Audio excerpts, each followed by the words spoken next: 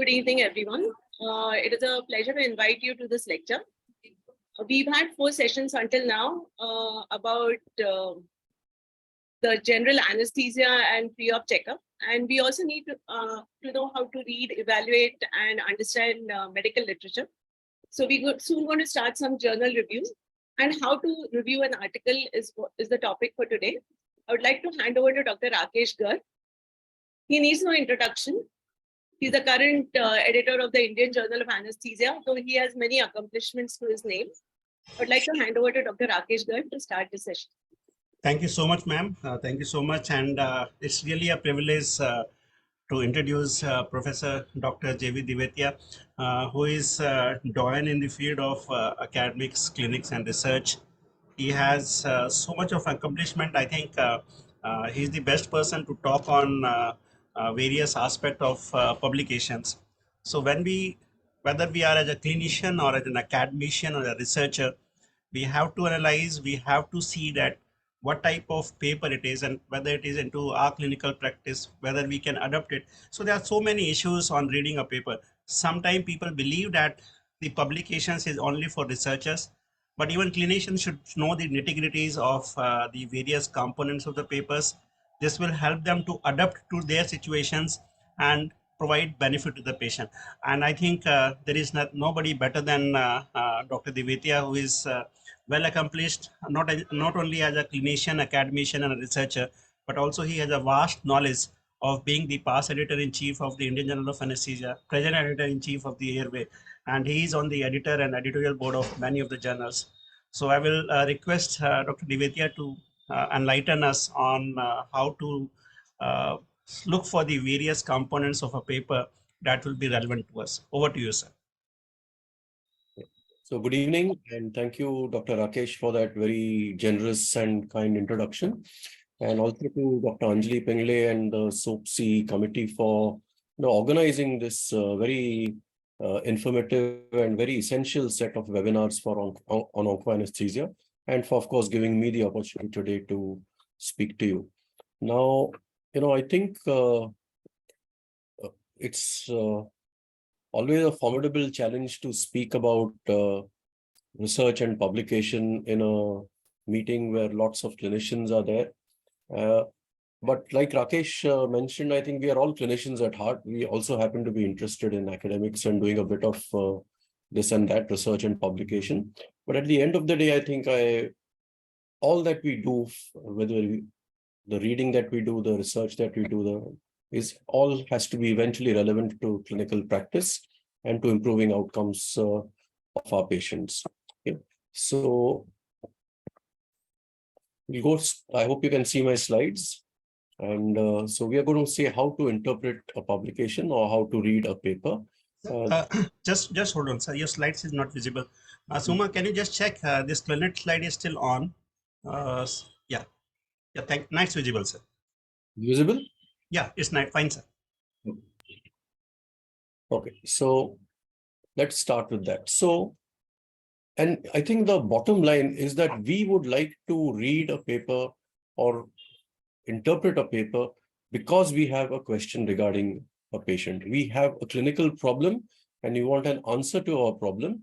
And that is why we refer to the medical literature to help us in understanding a problem, in helping us solve a problem, and essentially in how to help us in our clinical practice, especially with respect to a particular patient or a group of patients, right? And these papers that we read are very often about treatments.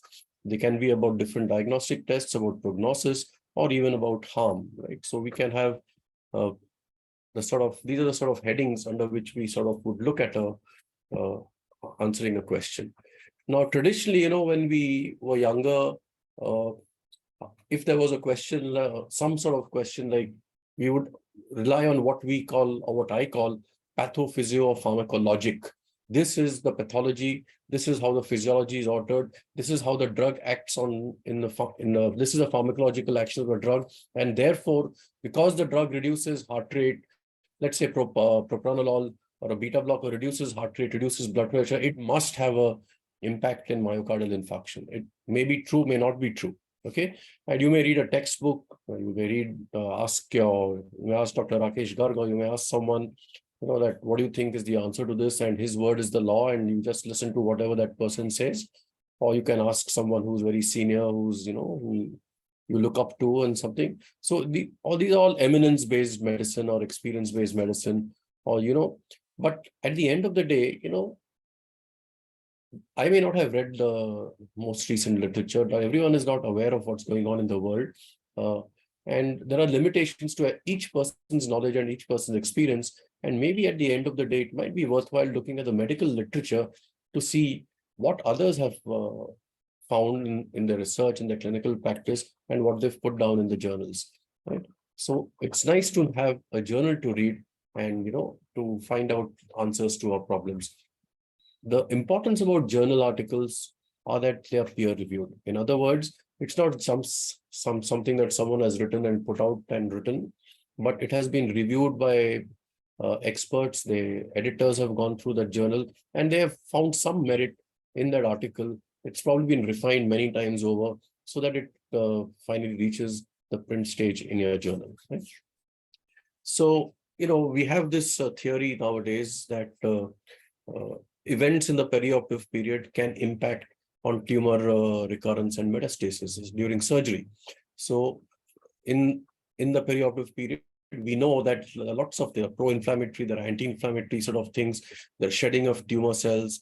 And I won't go into theory, but it is a well-known fact, especially from animal experiments and live experiments, that events around the time of surgery can cause tumor recurrence and metastasis. And the real problem is, which we would like to know as anesthesiologists, is do the anesthetic technique, do the anesthetic drugs or anesthetic techniques, whether it's regional anesthesia, volatile agents, do they have an impact on this environment in the perioperative period, which can impact on tumor recurrence and metastasis? And based on our sort of knowledge and whatever we've read and whatever we've been hearing from different parts of the world, is that during the perioperative period, the general anesthetics, especially the inhaled agents and the opioids, can actually impair the immune response. They can cause impaired immunogenesis and basically promote a pro-tumor environment, which can lead to tumor recurrence and metastasis of the shed cells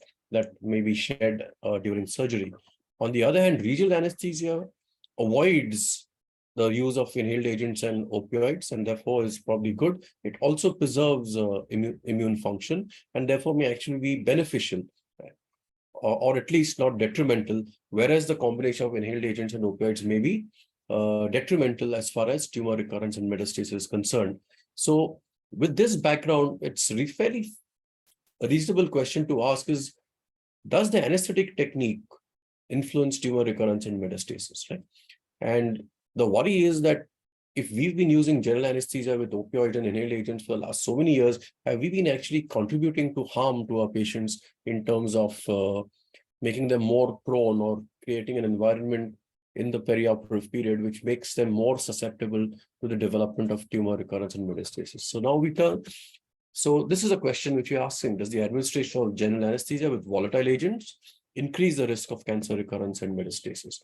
And the way we would go about it is do a literature search, and PubMed is a common sort of search engine which is there. It's got a database of all these articles.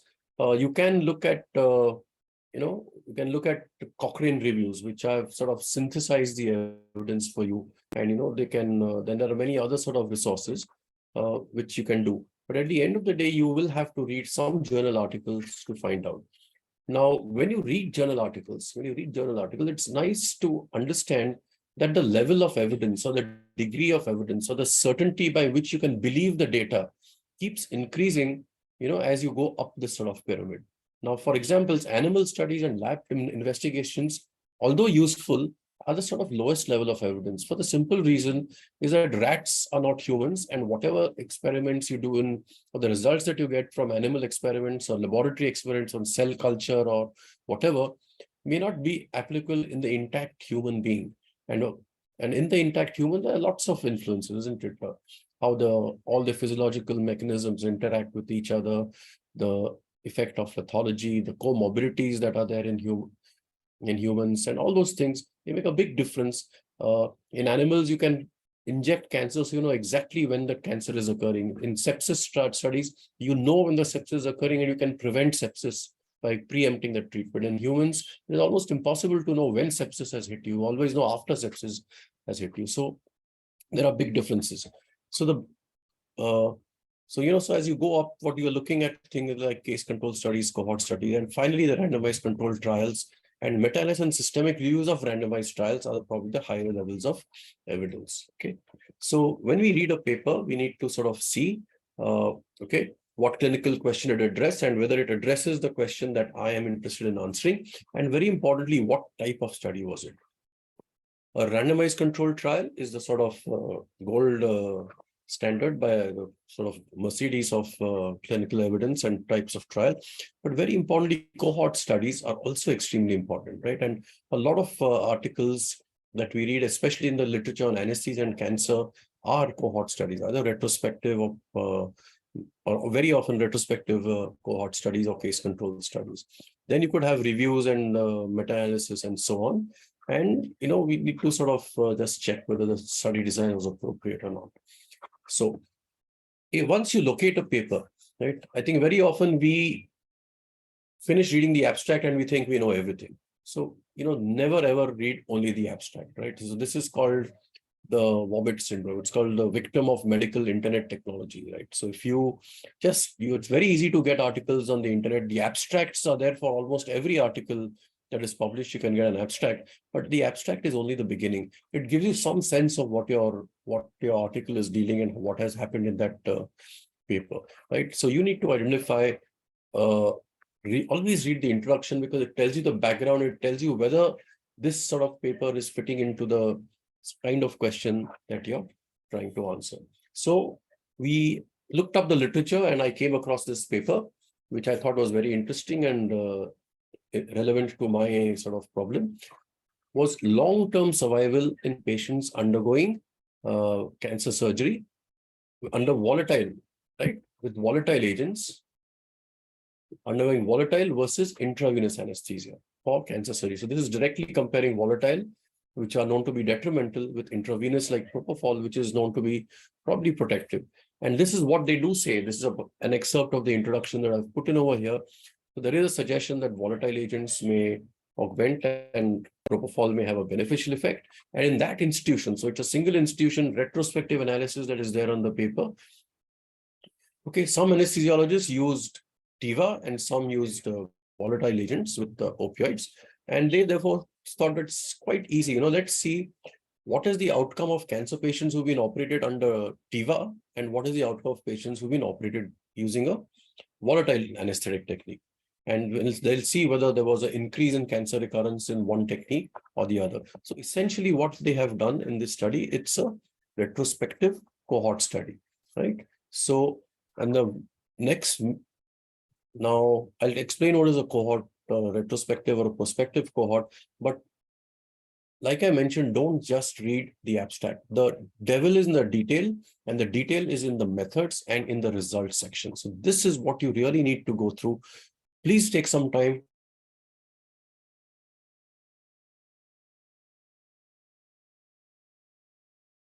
All patients undergoing elective cancer surgery over a 3-year period, and they're grouped into whether they received inhaled agents or Tiva. Okay, so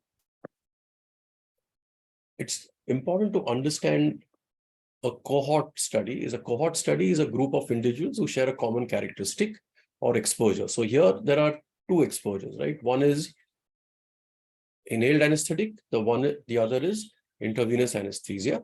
And in a prospective study, you follow up these patients and then see what happens. In a retrospective cohort, you look at the record. All this has already happened. You just look up the records to see what happened to patients who got intravenous anesthesia, what happened to patients who got general anesthesia. So here, we first study the group exposed to one factor. This is, for example, inhaled anesthesia. Groups not exposed to inhaled anesthesia are exposed, in fact, to intravenous anesthesia. And then we compare the outcome. Okay.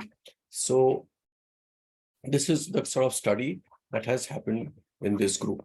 Now, a retrospective cohort study is not the best level of evidence, but it is a very useful type of study, right? Because you can look at it's really easy to do. All you need to have is good medical records and a good hypothesis, and then you can gather data regarding the sequence of events, like what happened to these sort of patients over a period of time. Now we are looking at cancer recurrence and medicine, but you could also look at other outcomes, like how many had, say, myocardial ischemia, how many had something else. So you could look up for that.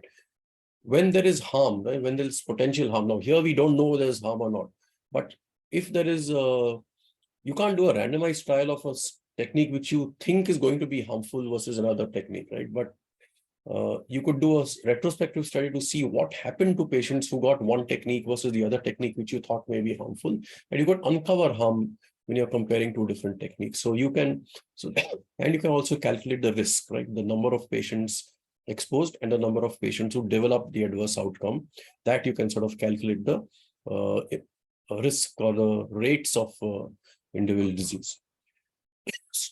Why is cohort studies, retrospective or prospective, not the best form of evidence?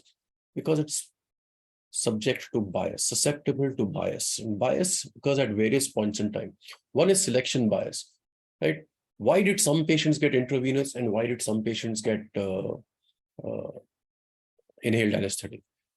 Maybe the anesthetists were like me, who are not very good at TIVA, and therefore they gave inhaled anesthetics. Maybe I was just, birds of a feather flock together. So bad anesthetists flock together with bad surgeons, and maybe they had a worse outcome because the intravenous, the inhaled people, anesthetists were associated with worse surgeons and therefore you had bad outcomes, right?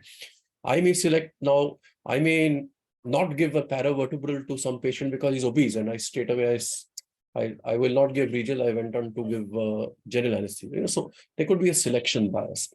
There could be a recall bias. In this type of study, it's probably not very relevant. But if you're trying to, say, associate smoking with cancer, it's very difficult to ask someone that how many cigarettes did you smoke 5 years ago? How many cigarettes did you smoke 1 year ago? So that recall bias may be there. You have less control over all the variables, and there is always missing data. So if you've not recorded some data, you're not able to get that data. So therefore, a retrospective study is, although it's very useful, it's not necessarily the best form of evidence. Okay. So now when you start analyzing or when you start appraising the study, it's nice to have a format. And the JAMA Users Guide has a very good sort of template on the basis of which you examine such studies. And these are the sort of points that you sort of look at. The most important point is the study valid? Like, are the study of the results valid? Because if there's no validity to your study, then it has no meaning. And so you have to see in the primary guides what are clearly identified comparison groups. Right. So here we have inhaled and we have intravenous anesthetics. Were they similar with respect to important determinants of outcome other than the one of interest? So in other words, were the groups similar to start with? If patients in the one group were older, sicker, had higher grades of cancer, had more metastatic disease, then that would obviously influence the results. Now, you don't have control because these cases have already been done, right? But you need to examine whether these sort of differences were there between groups. And we'll talk about this more and more. Were the outcomes and exposures measured in the same way?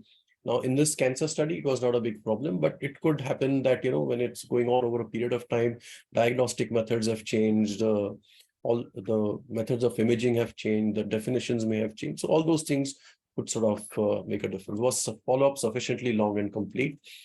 Secondly, is temporal relationship correct? In other words, in some diseases, the longer the duration of exposure, the more are the chances of getting the disease. So for someone like smoking and lung cancer, the more you smoke and the longer you smoke, you probably have a greater chance of getting lung cancer. In the same way, a dose-response relationship may be there. Now, again, in a short technique like this, for a few hours of surgery, is probably not very relevant, but for different other types of surgery, the duration of exposure and the dose of exposure is also important and needs to be similar between the two groups, right? And then what are the results? How strong is the association? And at the end, the last question, which is the most important part, is will the results of the study help me in caring for my patients, right?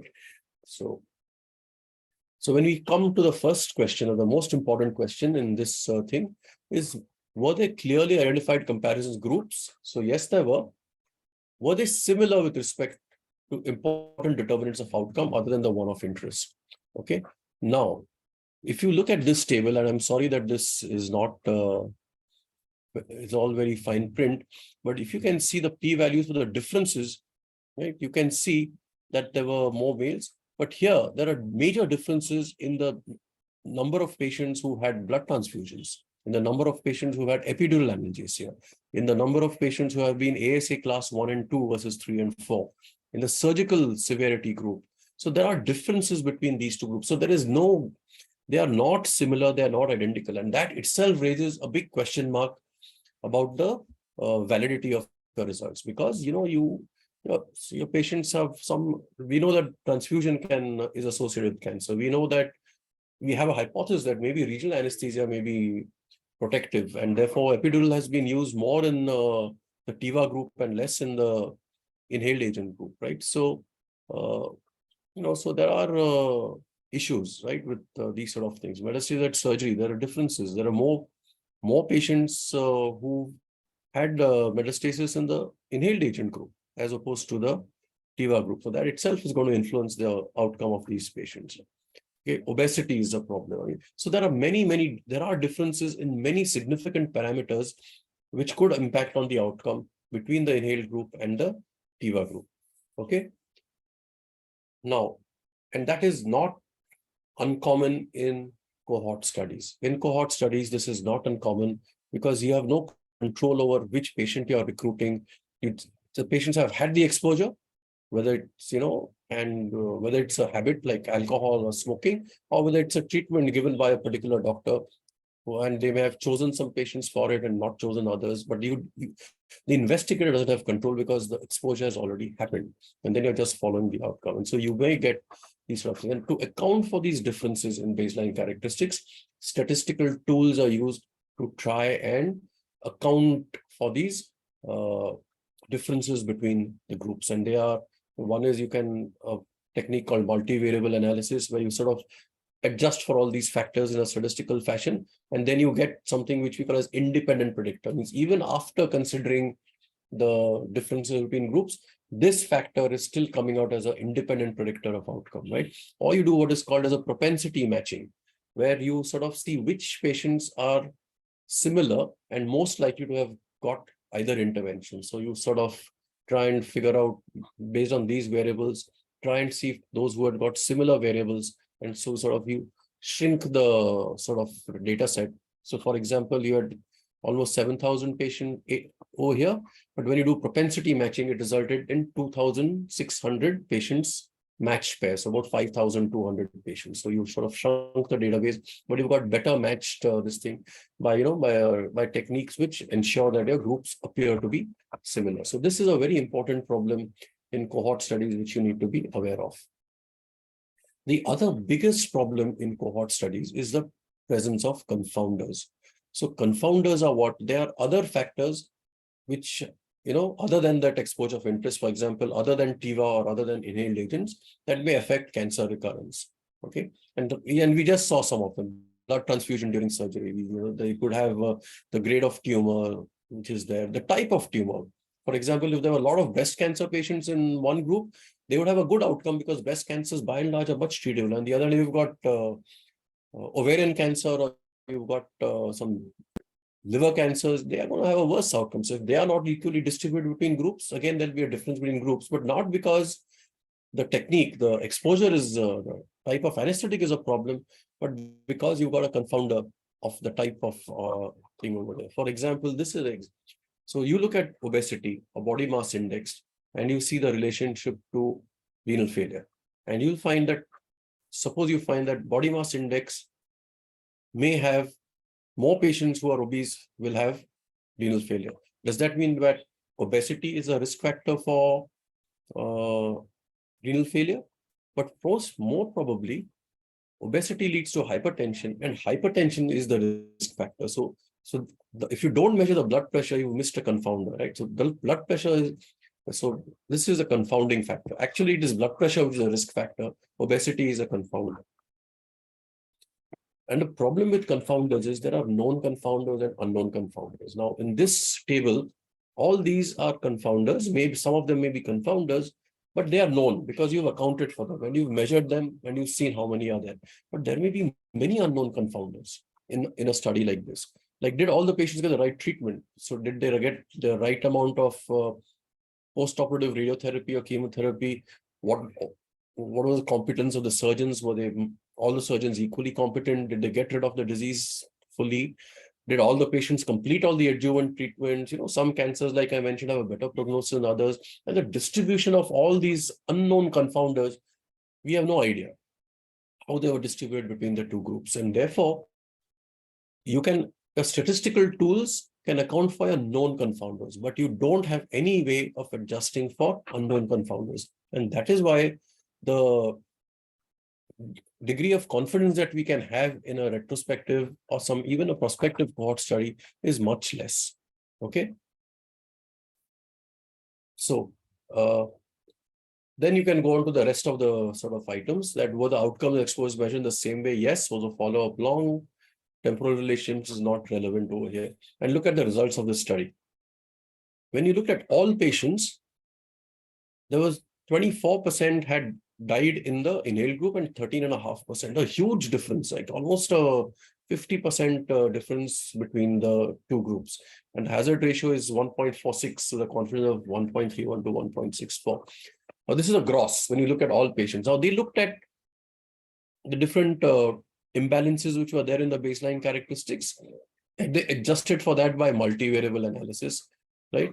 And then they also did a propensity matching. And here still, after they tried to match the sort of groups, there still was a significant difference. 22.8% was 15.6. Again, roughly a 1.5 times increased mortality with inhaled anesthesia. So this sort of suggests that there is an increased mortality with volatile agents as opposed to TIVA.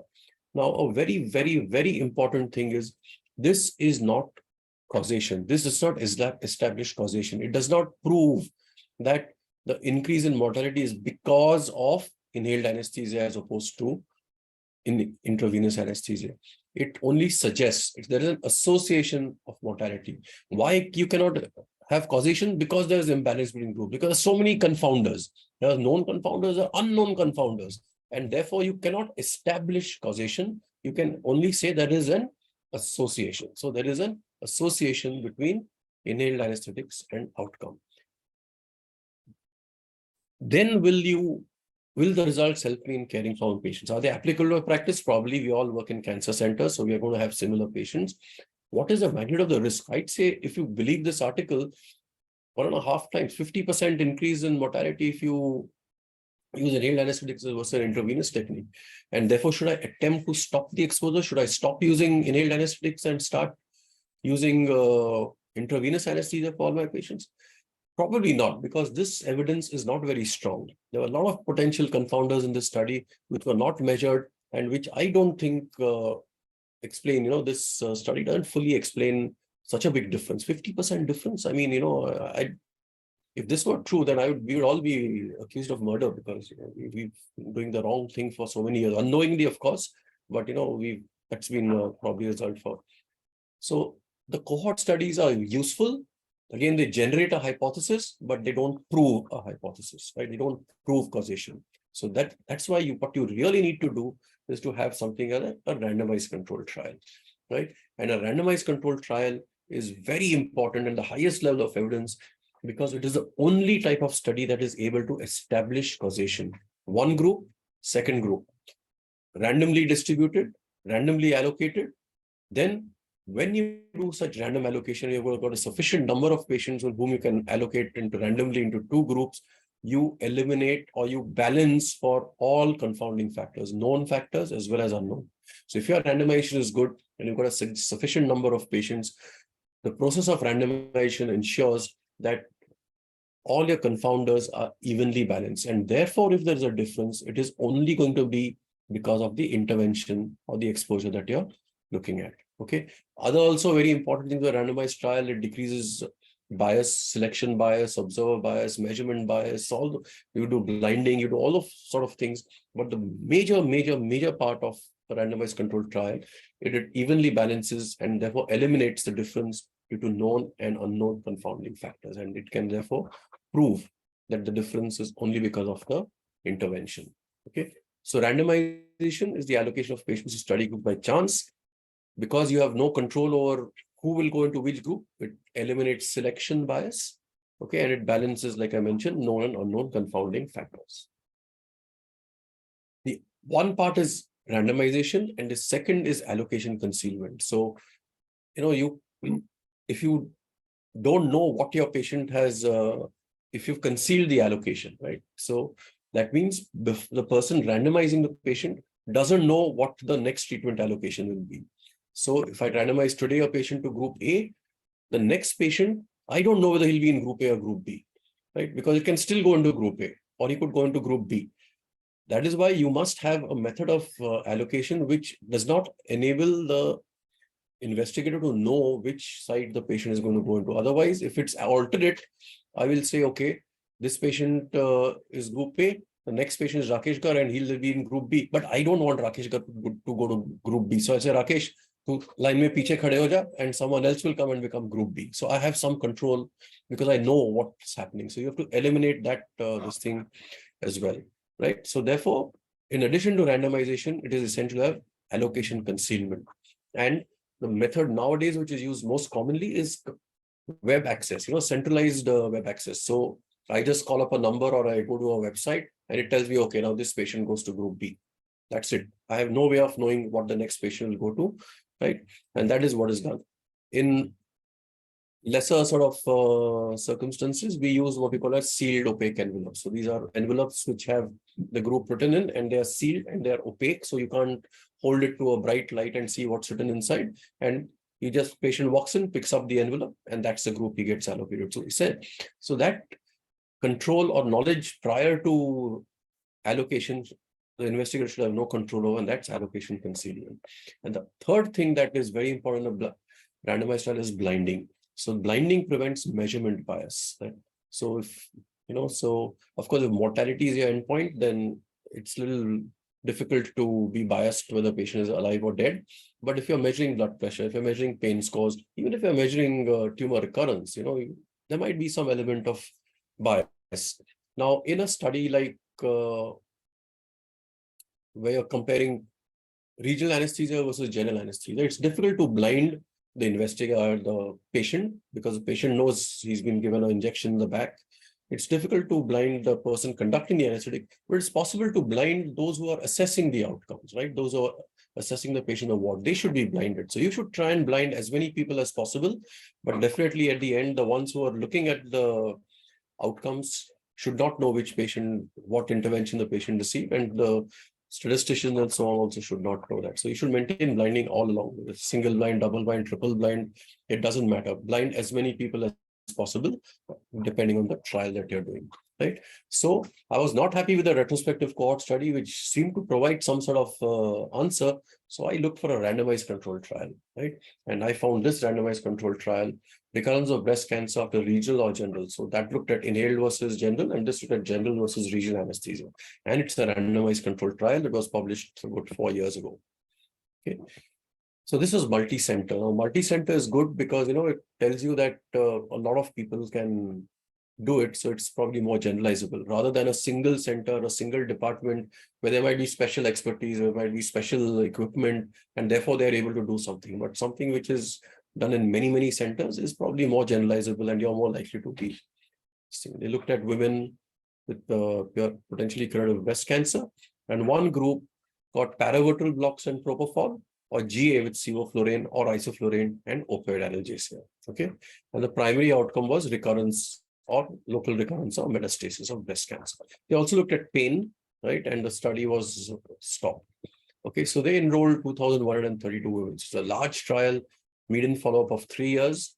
Okay, and what they found is that there was absolutely no difference in cancer recurrence or metastasis, and there was no difference in the incidence of incisional pain or neuropathic pain at 6 and 12 months. So it was no difference at all in any of the outcomes, including the primary outcome, which was local recurrence or metastasis. And they concluded that regional anesthesia did not reduce breast cancer recurrence and or pain or chronic pain, right?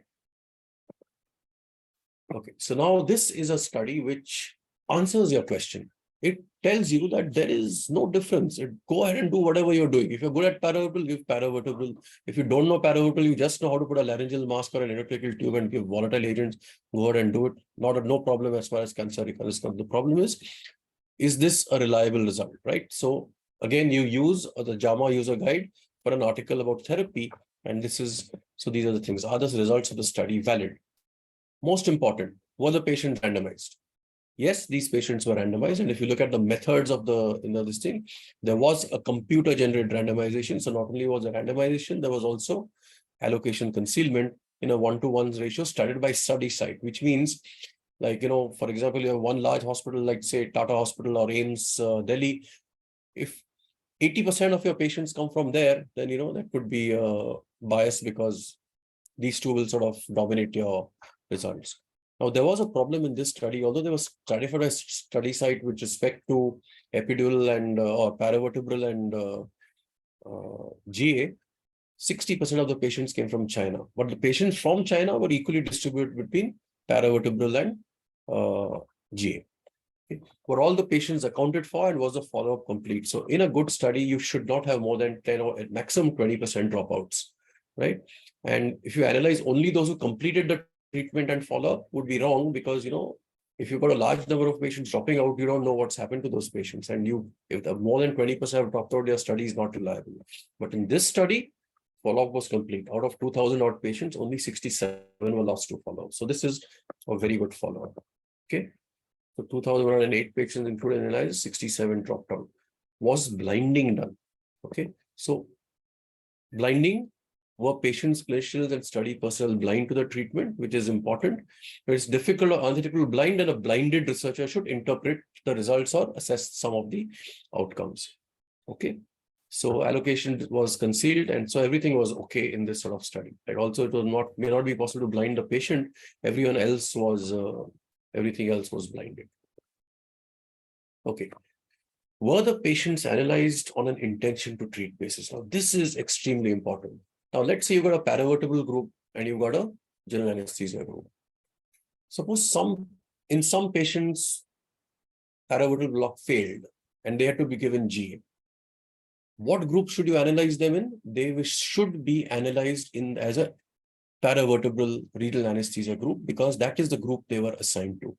And it is important, right? Because let's say paravertebral block let's say it's a very difficult block to give.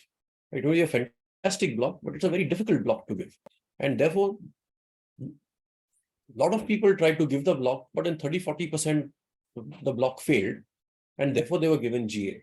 So, and then there was whatever result you got. So the thing is that they have to be analyzed paravertebral because failure to give a paravertebral is also a part of the result. Right. So if you say, no, I will exclude those who did not get a good paravertebral action, I only took those who received paravertebral action, you will get a very biased result because it is not just the block. It is whether you're able to give the block and whether the block works. That is also part of your solution, isn't it? So if you're not able to give the block or the block is not a very effective block and you have to supplement with GA, it's a failure of the paravertebral block technique. And therefore, it must be analyzed as the paravertebral block. Right, and not as the general anesthesia group. Okay, so they should be analyzed within their assigned groups, whether or not they received or completed the assigned treatment. Okay, those who forget or refuse a treatment, now not in this study, but someone who say on an antihypertensive or some other drug, which is on the long term, should not be eliminated because non-compliance is an issue. And if your treatment is such that it results in non-compliance, maybe it causes toxicity, maybe it causes vomiting, then it still is a problem with the drug. Right. In some times, what you can do is also in addition to intention to treat, which is a primary thing, you do a per protocol. So that helps you establish whether the technique works or not. So those who have completed the technique or those who got the intervention as it was designed, in that case, you can do a per protocol analysis, but you must always do an intention to treat analysis. Okay, so here, this is sort of consort diagram over here. And you can see that paravertebral block failed in only 5 patients. So it seems to be a very good technique. They were converted to general anesthesia. One patient in general anesthesia group also received paravertebral for some reason, but they were all assessed by intention to treat. Okay. And here also they adjusted for predetermined factors because although it should have been evened out by randomization, it still sort of did an adjusted analysis. Now, were the groups similar at baseline, and were they treated similarly apart from the individual? And this is again the key, isn't it? And we expect that in a well-randomized study, the groups will be similar, both in the baseline characteristics and in the other treatments that they receive. Now, I've only put a section of it. They've also looked at intra-op details and post-op details and so on. But you can see over here, now this is not p-value. These are not p-value. This is just a difference. But you can see that the age, all these characteristics, age, ethnic origin, body mass index, tumor type, tumor findings, ER status, nodal status, metastatic status, TNM size, tumor size, Nottingham prognostic index, previous radiotherapy, previous chemo, preoperative drugs, postoperative treatment, all are very, very well matched. So the randomization was perfect. It resulted in 2 beautifully matched groups. And therefore, we can confidently say that if there is a difference, it is only going to be because of either regional block or GA. Okay. Unfortunately, what happened in this study, there was absolutely no difference. And so you can also conclude that there was no difference. Now, when there is no difference, you need to figure out whether the sample size was adequate, whether the power of the study was adequate. Now, in this study, it was stopped because of futility by a certain stopping rule. And therefore, we can be confident that because it met the stopping rules for futility, this is probably has appropriate power, and we can believe a negative result. Sometimes the result is negative because the sample size is too small, right? The power of your study is not good enough. But in this case, I think we can believe that sort of thing. Lastly, are the results application to my patient? Look at the inclusion-exclusion criteria. I think most of us treat patients like this. The patients in the study are similar to my patients. Sometimes this question happens, that can the studies done abroad be used in patients in India? For example, here, not just Gora patients, but there were 60% were Chinese patients. So are there cultural or racial or ethnic differences or genetic differences between Chinese patients and Indian patients? We don't know, right? In this study also, it seemed that the paravertebral seemed to have a better effect in China than in other parts of the world. So whether the Chinese were fantastic at giving paravertebral and the Goras were not very good at paravertebral, I don't know. But again, these differences are evenly distributed, right? So are there patient differences? Are there differences in patient compliance, cultural characteristics, anesthesiologist competence? All those things sort of come in. But at the end of the day, if you feel that these are not major differences, you can believe the results of the study, even when the studies have been done abroad. Okay. And the last step is the most important step. Remember, we said we want to answer a question with regard to patient care, right? Does this apply to my patient?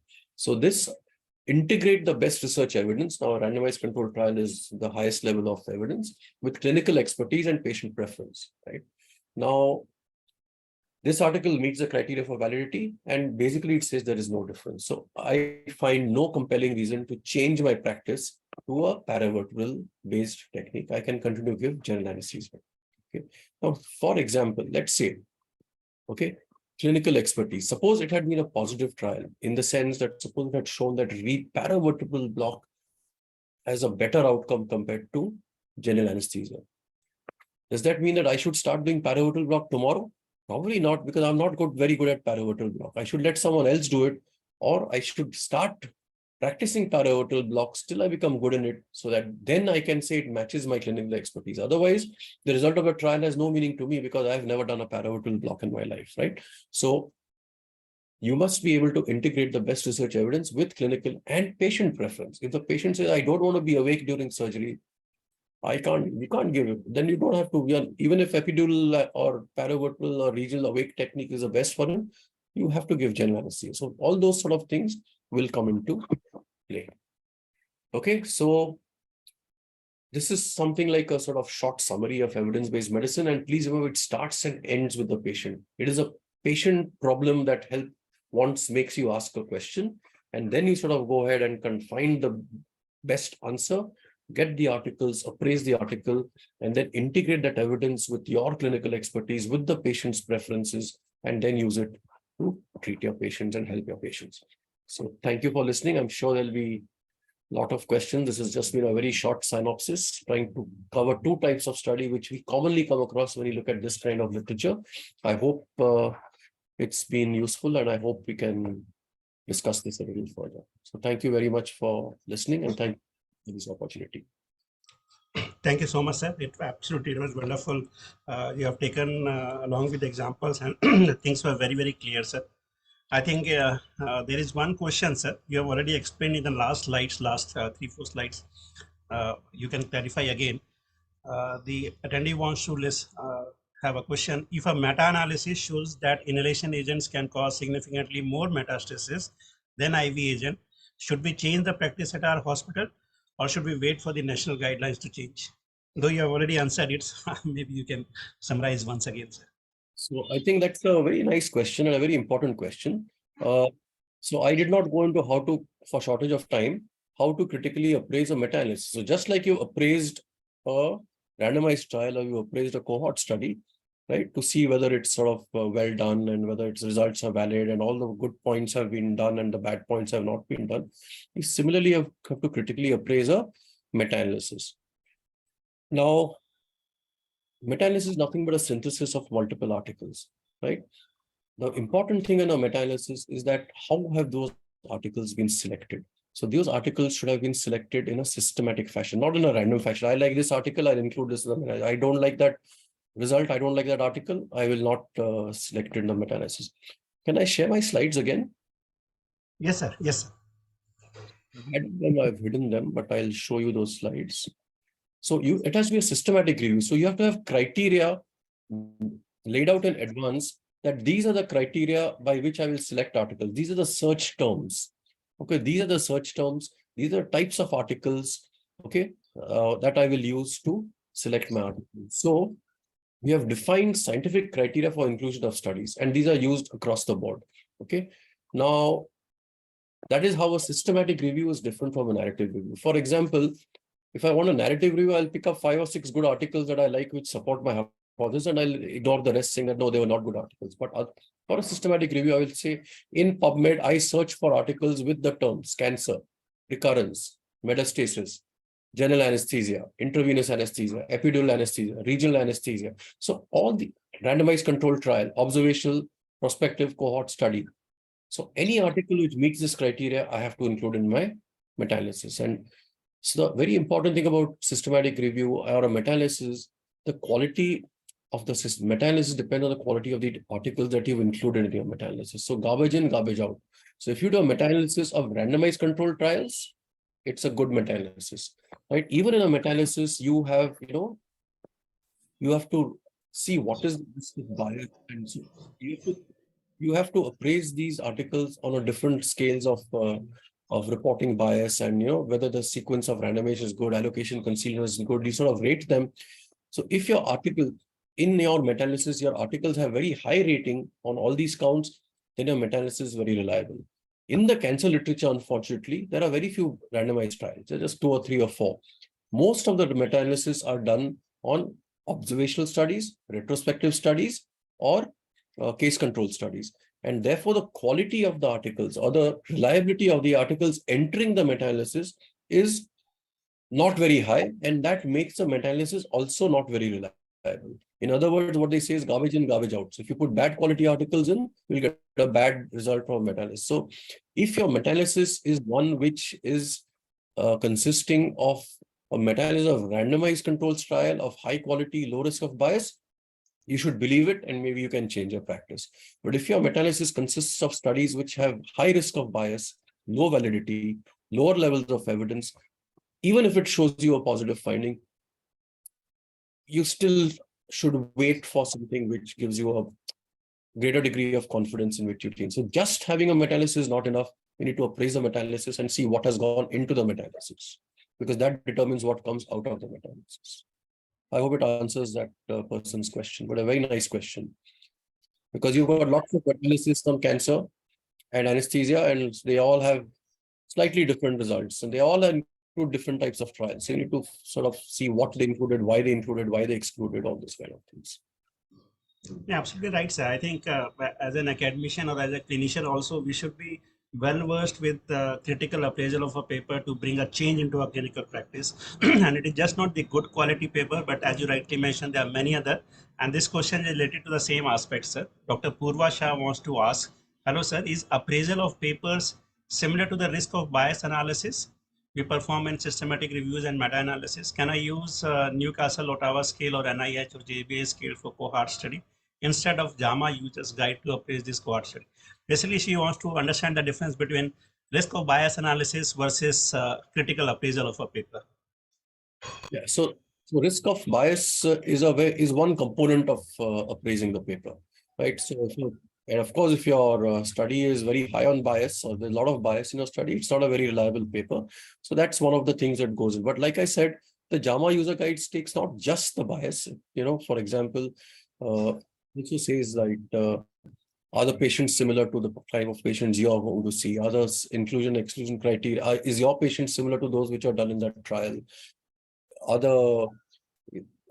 And can the results be applied to my patient? So at the end of the day, you have to integrate all these findings to see whether it can help your patient. So bias is part of the appraisal of your paper.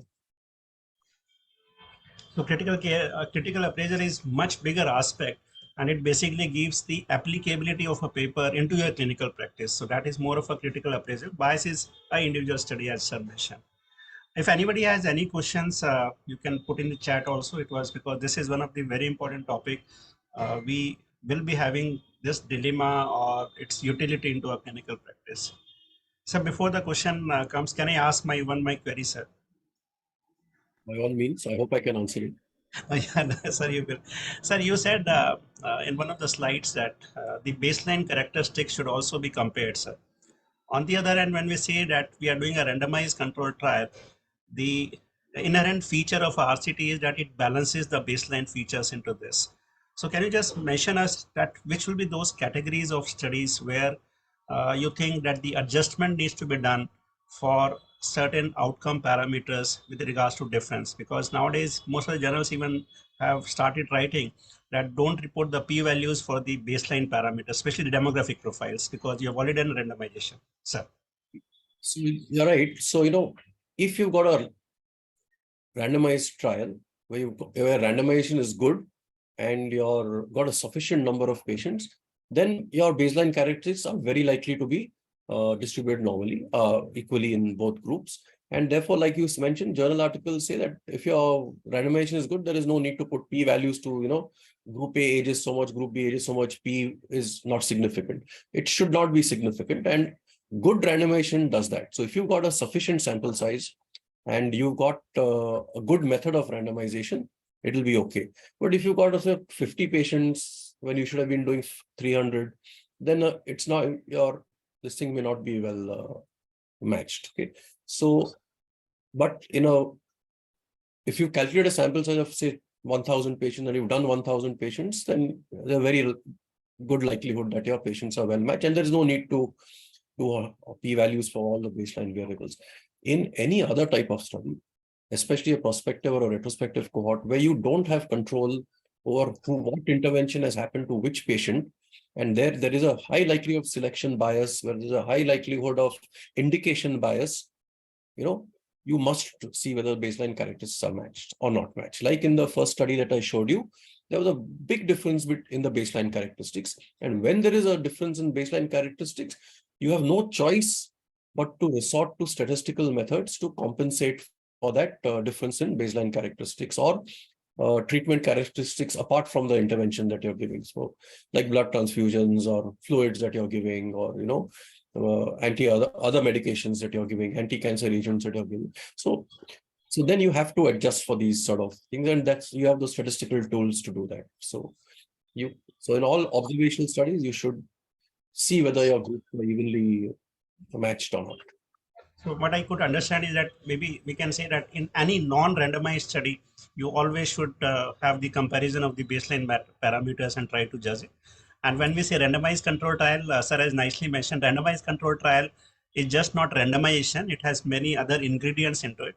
So it has to be in completion, and that is why which one of the attendees was also asking about the risk bias. So it has to all the components. You rightly mentioned the terminology of single blind, double blind is no more so much effective, but we say blind everything, so that all other steps should be taken care while you are doing a RCT, to be called as RCT actually. So there is another question from Dr. Raj Sahajanandan. If an RCT sample size is based on a 10% difference, but the study result shows only 3% or opposite to the primary hypothesis, how do you interpret the studies? Yeah, so that's a problem, very often a problem in calculating this. Now, the sample size is basically to prevent what we call as the beta error. So that error happens when there is a difference, but you don't detect a difference, right? And you don't detect a difference for multiple reasons. One is there is no difference. The other reasons could be that there was a difference, but you didn't pick it up because you didn't study enough patients, because the incidence of the outcome, the event rate was low, and therefore you need a very large number of this thing. Now, what happens is, when we do a trial, you don't want to study 5,000 patients. If you think you can get away with 2,000 patients, you would rather do 2,000 than 5,000 patients. So how do we, when we calculate sample size, we assume that the event rate would be, say, 40%. But when you do the study, you find the event rate is only 20%. So if your study has been calculated for a sample size, for an event rate of 40%, but your actual event rate when you do the study is 20%, it's very likely your study is underpowered.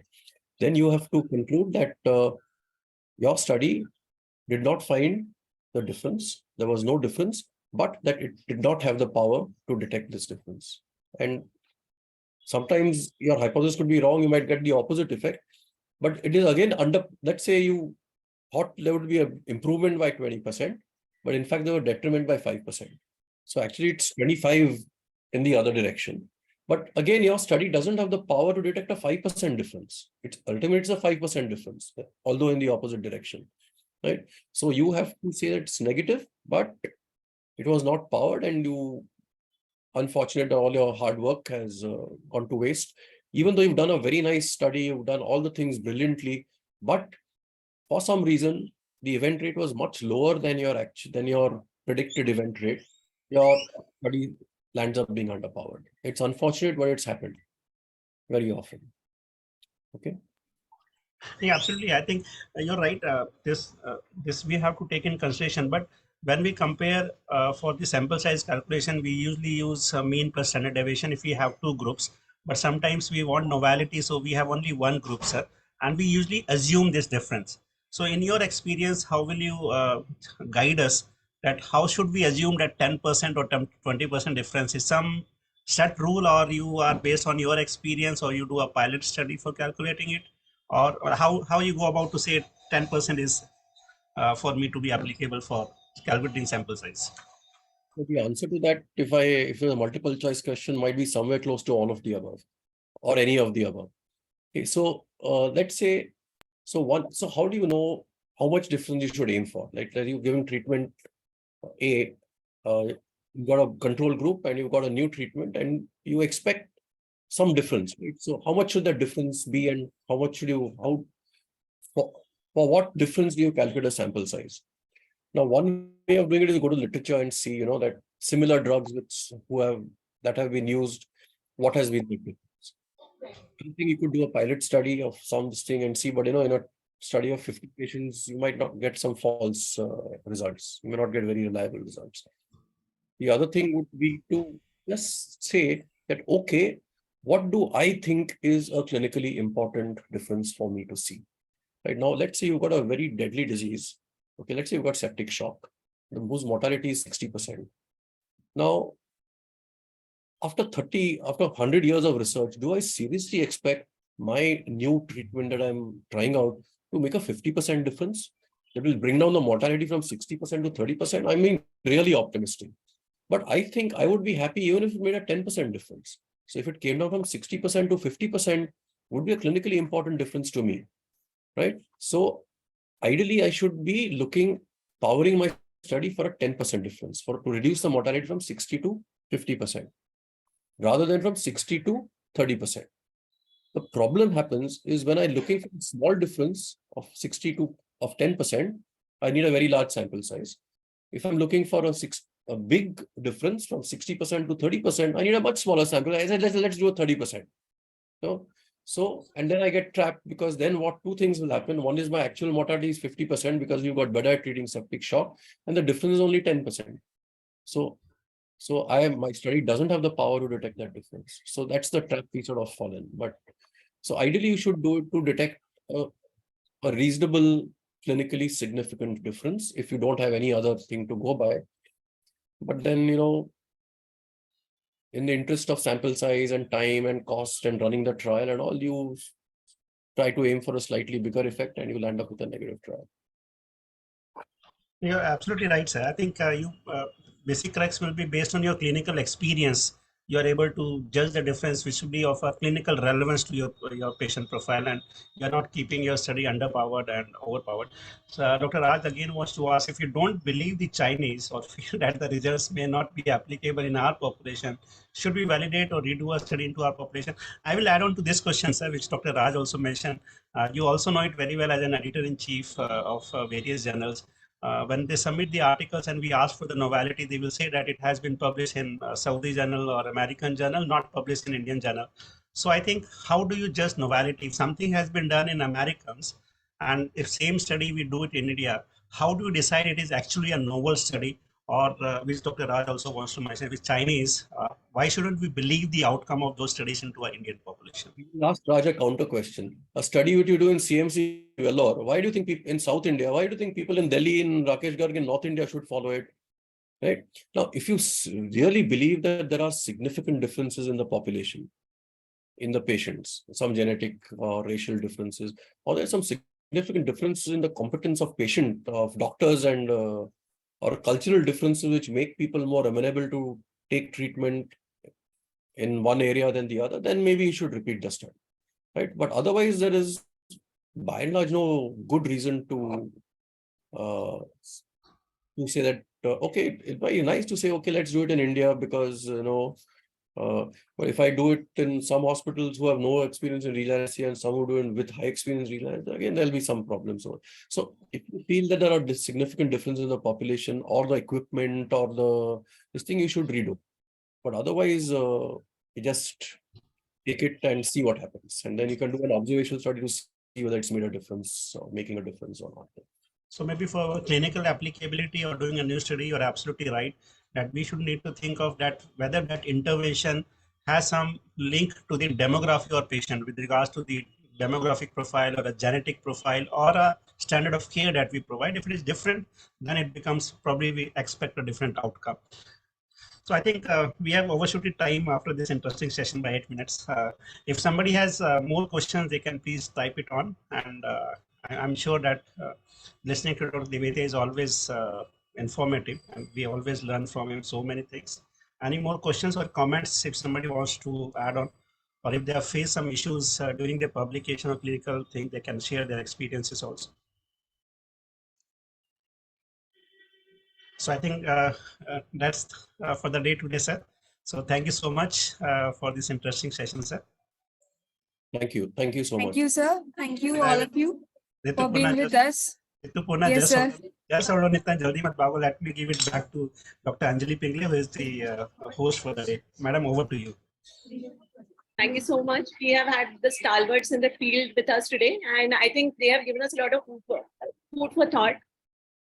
Perhaps we should have a session on how to do a study as well. I think they have given us some, both of them are editors of journal, and they have told us how to get your study published perhaps. What ingredients do you need for a study to be published? Perhaps we'll take it further. But I think there is a lot of material over there to conduct some journal reviews. Many thanks, Dr. Garg, and many thanks, Jiggy sir, for joining us and for this exhaustive exposition on how to read an article. Yeah, so maybe now reader's point of view. It's time to leave the thought and go for food. Yeah, I think, and I would like to thank the audience. I know it's very tough to join into a session like this at the end of a very busy day. Thank you very much. Good evening to you all.